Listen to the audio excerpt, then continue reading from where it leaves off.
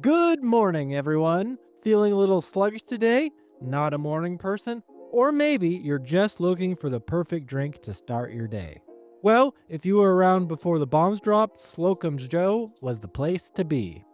Howdy, Wastelanders. If you've been wandering the ruins of America, you've probably come across some familiar brands.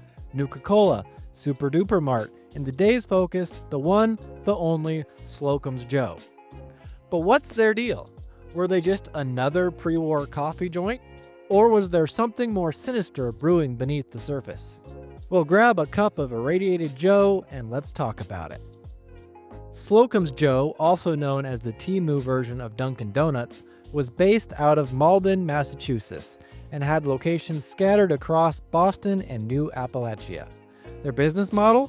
Simple. Profit first, coffee second, donuts a close third. Nutrition? Never heard of it.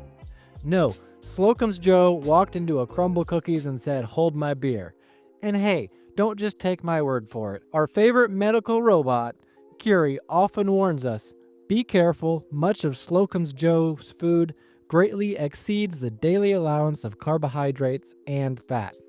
But let's be real, when your mascot is literally a doughboy, you're not exactly hiding your true intentions. But Slocum's Joe wasn't just about overpriced coffee and diabetes in a box donuts. Oh no! One of their locations was a front for the Defense Intelligence Agency.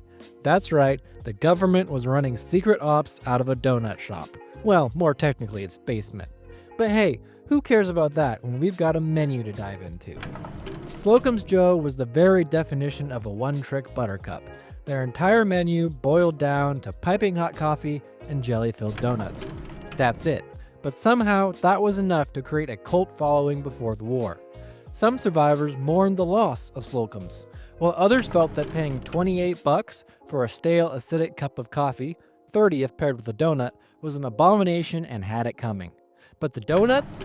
Universally loved. In fact, the secret DIA location had trouble keeping up with demand, because it turns out government agents couldn't resist a good donut fix. Shocking, I know. But just because they had a simple menu doesn't mean Slocum's wasn't ambitious.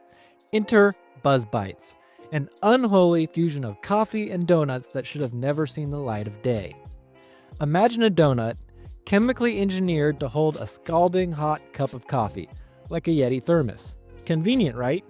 In fact, consuming one of them gave you plus 25 action points and plus 1 perception for a full hour. The problem? Well, it also gave you third-degree burns, 100% of the time, 90% of the time. A small price to pay, am I right? But perhaps the most shocking part, the CHWA, whatever that stands for, was probably clearly a pre-war health inspector, actually cared. I guess Slocum's Joe couldn't afford the same lawyers as John Caleb Bradburton, CEO and founder of Nuka-Cola, huh?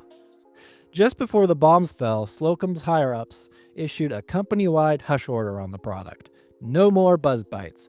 No acknowledging they ever existed. In fact, they were to be given the average man's online dating experience. But let's be honest, by that point, I think the world had bigger problems to worry about than molten coffee donuts, even if they didn't quite know it yet. And there you have it, folks, the wild, wacky, and slightly dangerous world of Slocum's Joe. From artery-clogging donuts to coffee-infused hazards, this brand really took death by coffee to a whole new level. Whether you love them, hate them, or just want to avoid third-degree burns, Slocum's Joe is yet another reminder that in the Fallout universe, capitalism never sleeps, just like their customers after a Buzzbite overdose. What do you think? Would you risk it all for a piping hot cup of Slocum's Joe, or are you more of a lukewarm Nuka-Cola kind of wastelander? Let me know in the comments below. And as always, don't forget to like, subscribe, and hit that bell so you never miss out on more deep dives into the strange and wacky world of Fallout lore. Until next time, stay caffeinated, stay irradiated, and stay safe out there in the wasteland. Spidingo out.